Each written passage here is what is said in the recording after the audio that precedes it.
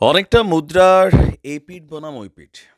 আমারও নিজেরও অনেকটা মন খারাপ হয়েছে খবরটা দেখে যে আস্তে, আস্তে মিত্র শক্তি যারা আছে, তারা যদি ভাই শত্রু শক্তিতে পরিণত হয়, পশ্চিমাদের তাবেদারি করতে গিয়ে নানানভাবে কৌশলে চাপ প্রদান করে, ভূমিকা পালন না করে, তো উল্টা প্রেশার দেয়, যেটা বলার কথা সেটা না বলে প্রেশার দেয়, তখন আসলে আর করারই বা কী থাকে? আমরা কথা বলছি আমাদের বীরদের যে পলিট ব্যুরোর সদস্যরা কাতারে বসবাস করত, তারা সিদ্ধান্ত নিয়েছে যে তারা কাতার থেকে সরে যাবে। এখন কেন হঠাৎ করে এই দীর্ঘদিন যাবৎ আপনার এই কাতারে অবস্থান করেই ফিলিস্তিনের আমাদের বীরদের গোষ্ঠীরা তারা কিন্তু এই দলটাকে লিড করেছেন, কূটনৈতিকভাবে বলেন, সামরিক দিক থেকে বলেন, সব দিক থেকে তারা এখানে বৈশা দীর্ঘদিন এই কর্মকাণ্ড পরিচালনা করছেন। এখন হঠাৎ করে আপনার তাদেরকে কাতার ছাড়তে হচ্ছে। এক্ষেত্রে গোষ্ঠীটির পরবর্তী গন্তব্য হতে পারে দুইটি দেশ, মানে আমাদের বীররা পরবর্তী ধাপে দুইটি দেশে যেতে পারে। বিষয়টি নিয়ে এখন আলোচনা চলছে। আমেরিকার সংবাদ মাধ্যম ওয়াল স্ট্রিট জার্নালের এক প্রতিবেদন বলছে, বীরদের হাতে বন্দি ইসরায়েলের যারা আছে তাদের মুক্তির বিষয়টি নিয়ে বীরদেরকে চাপ দিতে গোষ্ঠীটির আশ্রয়দাতা দেশ কাতারের উপর পশ্চিমা বিশ্বের চাপ পড়ছে। এখন কাতারের উচিত ছিল কি? যেটা লিগ্যাল সেটা বলা। এখন কাতারের আমির সেটা বলতে পারতেছে না।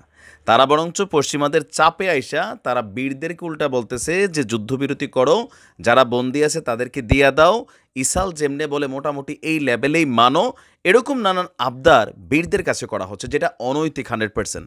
এখন আপনার বলা হচ্ছে কিন্তু স্থায়ী যুদ্ধবিরতি এবং ইসরায়েলের কারাগারে বন্দী ফিলির যে জনগণ আছে তাদের বিষয় নিয়ে আমাদের বীররা তাদের অবস্থানে অনড়।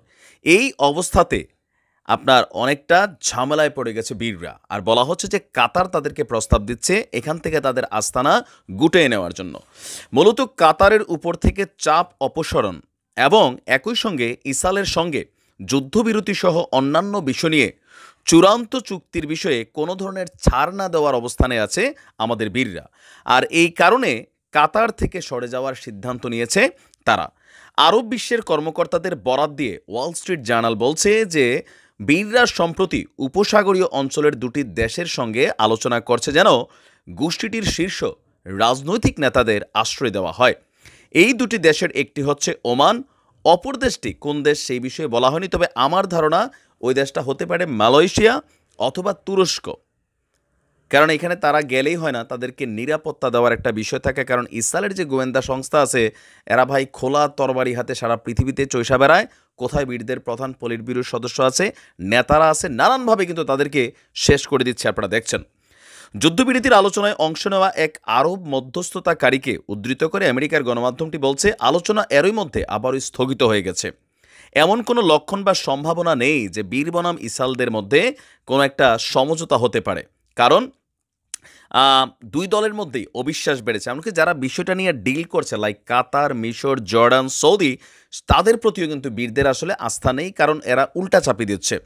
বিষয়টি স্পর্শকাতর হওয়ায় এখানে নাম প্রকাশ করতে চায় নাই এই আরব কূটনীতিবিদ। তো তিনি বলছেন যে আলোচনা সম্পূর্ণভাবে বাতিল হওয়ার সম্ভাবনাটাই হচ্ছে বাস্তবতা।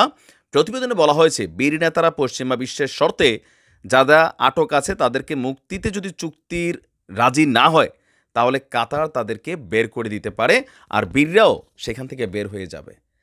তো আজকে আসলে মিত্রটা কে আপনি বলেন? দুঃখ লাগে, দুঃখ লাগে। ভালো থাকুন। আসসালামু আলাইকুম।